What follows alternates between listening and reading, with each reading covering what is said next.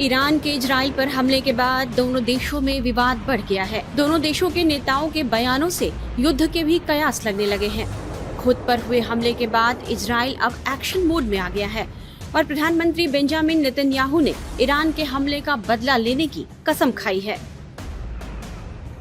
Israel ने कहा है कि वह सही समय पर इस हमले का जवाब देगा। उधर ईरान ने अमेरिका को भी चेताया है कि वह इस पूरे विवाद से दूर रहे, नहीं तो अंजाम सही नहीं होगा। इस बीच ईरान के इजराइल पर हमले के बाद रविवार को संयुक्त राष्ट्र सुरक्षा परिषद की आपात बैठक बुलाई गई। इस बैठक में ईरान के राजनयिक भी शामिल हुए। बैठक में ईरान के दूत ने कहा कि इजराइल पर हमला उसकी हरकत का ही जवाब था और उसके पास अपनी आत्मरक्षा के अधिकार का उपयोग करने के सिवा और कोई रास्ता नहीं बचा था। ईरान ने कहा कि इजराइल पर हमला दमिश्क में उसके वाणिज्य राजदूतों पर किए गए हमले का ही जवाब था। ईरान के मुताबिक वह इजराइल पर हमला करने के लिए मजबूर हुआ। ईरान का कहना है कि यह हमला बीती 1 अप्रैल को इजराइल ने सीरिया की राजधानी दमिश्क में ईरानी दूतावास की इमारत पर किया था, जिसमें ईरानी सेना के 7 अधिकारी मारे गए, जिनमें 2 शीर्ष कमांडर शामिल थे।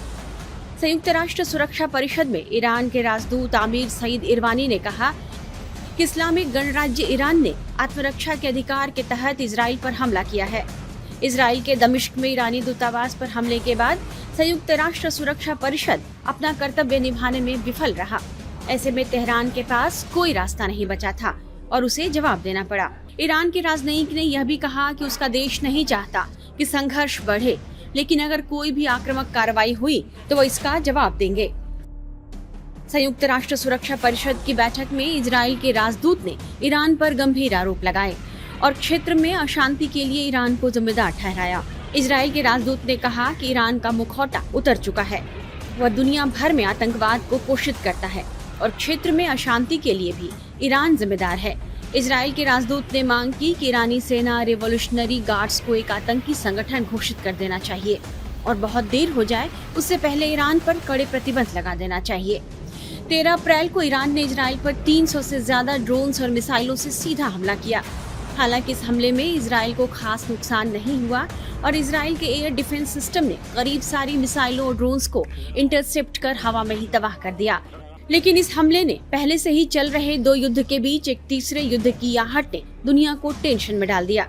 लिहाजा संयुक्त राष्ट्र महासचिव एंटोनियो गुटेरेस ने दोनों देशों से शांति बनाए रखने की अपील की है। उन्होंने एक तरफ जहां ईरान के इजराइल पर हमले की आलोचना की है, वहीं इजराइल की भी दमिश्क में ईरानी दूतावास पर हमले की आलोचना की है। उन्होंने कहा है कि अब दोनों देशों को पीछे हट जाना चाहिए और संघर्ष को नहीं बढ़ाना चाहिए। देखना होगा कि ईरान और इजराइल दोनों देश संयुक्त राष्ट्र की सलाह पर अमल करते हैं या नहीं। टाइम्स नाउ नवभारत डिजिटल की report. For more of such videos, do like, share and subscribe to ET Now Swadesh.